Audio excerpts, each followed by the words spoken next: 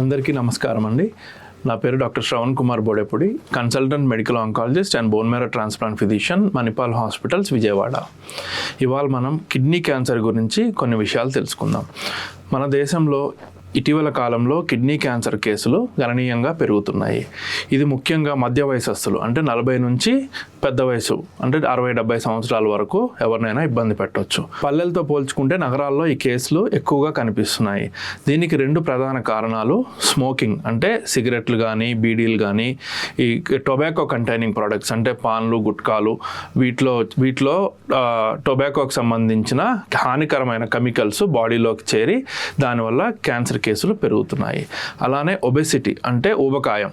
So ఇది కూడా మనం జీవనశైలిలో మార్పు, అంటే డెస్క్ జాబ్స్ ఎక్కువగా, తినే ఆహారంలో sugary drinks, lack of physical activity అంటే ఎక్కువగా పని చేయకపోవటము, వ్యాయామం సరిగ్గా చేయకపోవటం వల్ల ఒబెసిటీ అనేది పెరిగింది. పల్లెలతో పోల్చుకుంటే నగరాల్లో ఇవి ఎక్కువ కాబట్టి కిడ్నీ క్యాన్సర్ కేసెస్ కూడా నగరాల్లో ఎక్కువగా కనిపిస్తున్నాయి.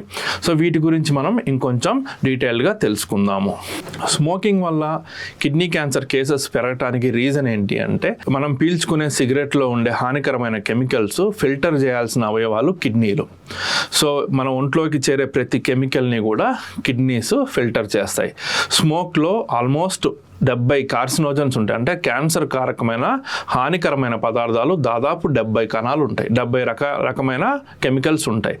ఇవి కిడ్నీలో ఫిల్టర్ అవటం వల్ల అవి అక్కడ పేరుకొని కిడ్నీ కణాల విభజన, అంటే కిడ్నీలో ఉండే కణాల విభజన ప్రక్రియని దెబ్బతీస్తాయి. అలా విభజన ప్రక్రియ దెబ్బతీసినప్పుడు అక్కడ కణాలు తేడాగా ఏర్పడి వాటినే క్యాన్సర్ కణాలుగా మారి కిడ్నీ క్యాన్సర్ కాజ్ చేస్తాయి.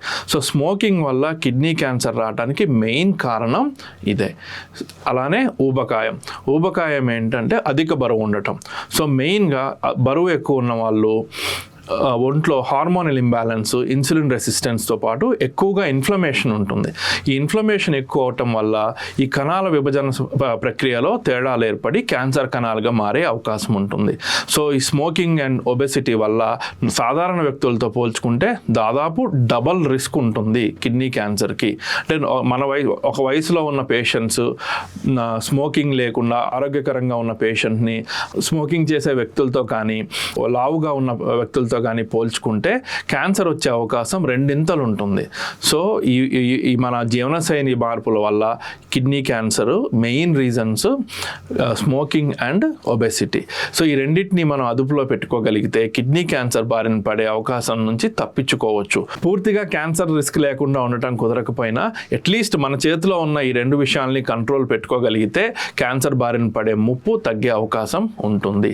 సో మనం తీసుకోవాల్సిన మార్పులు కంప్లీట్గా స్మోకింగ్ ఆపేయటము, క్రమం తప్పకుండా వ్యాయామం చేయటము, ఓవర్ వెయిట్ కాకుండా చూసుకోవటము, తినే ఆహారంలో పోషక పదార్థాలు సమతుల్యంగా ఉండేటట్టు చూసుకొని ఎక్సెస్ షుగరీ డ్రింక్స్ కానీ ఎక్సెస్ ఫ్యాట్ ఉండే ఫుడ్స్ కానీ అవాయిడ్ చేయగలిగితే ఒబెసిటీ రాకుండా క్యాన్సర్ ఫ్రీ లైఫ్ స్టైల్ గడపటానికంటే క్యాన్సర్ రాకుండా గడపడానికి అవకాశం ఎక్కువగా ఉంటుంది. ఈ స్మోకింగ్, ఒబెసిటీతో పాటు మరికొన్ని కారణాలు క్యాన్సర్కి దారితీయవచ్చు. మెయిన్గా uncontrolled blood pressures, uncontrolled sugars, family history అంటే వంశపారంపర్యంగా ఎవరికైనా కిడ్నీ క్యాన్సర్ వంశంలో మన తండ్రుల హయాంలో కానీ తాతల హయాంలో కానీ ఎవరికైనా కిడ్నీ క్యాన్సర్ ఉండుంటే ఆల్మోస్ట్ లెస్ దాన్ 10% రిస్క్ వాళ్ళ పిల్లలకు కానీ తర్వాత తరాలకు కానీ వచ్చే అవకాశం కూడా ఉంటుంది. అసలు కిడ్నీ క్యాన్సర్ అంటే ఏంటి?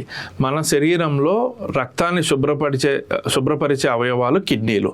ఈ కిడ్నీ కణాల్లో ఏమైనా తేడాలు ఏర్పడి కణితులుగా మారితే దాన్నే కిడ్నీ క్యాన్సర్ అంటారు, లేదా రీనల్ సెల్ కార్సినోమా అంటారు.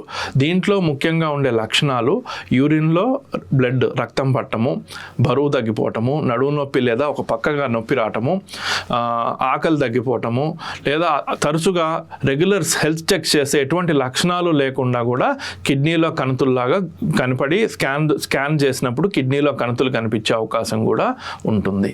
స్మోకర్స్లో కిడ్నీ క్యాన్సర్ వచ్చే అవకాశం ఎక్కువగా ఉంటుందని తెలుసుకున్నాము.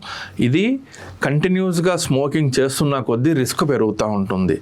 స్మోకింగ్ ఆపేసిన వాళ్ళకి లేదా అంతకుముందు స్మోకింగ్ చేసి ఆపేసిన వాళ్ళకి, ఇప్పుడు స్మోకింగ్ ఆపేసిన వాళ్ళకి, కంటిన్యూగా స్మోక్ చేస్తున్న వాళ్ళకి పోల్చుకుంటే కంటిన్యూగా స్మోక్ చేస్తున్న వాళ్ళకి స్మోక్ చేస్తున్న సంవత్సరాలు పెరుగుతున్న కొద్దీ రిస్క్ పెరుగుతూ ఉంటుంది. సో ఆల్రెడీ స్మోకింగ్ అలవాటు ఉన్న వాళ్ళు స్మోక్ ఇప్పుడు ఆపేసినా కూడా క్యాన్సర్ బారిన పడే రిస్క్ తగ్గించుకునే అవకాశం ఉంటుంది. So smoking cessation is always important in cancer prevention. Cancer రాకుండా హ్యాపీగా ఉండటానికి స్మోకింగ్ ఆపేయటం చాలా ఉత్తమం.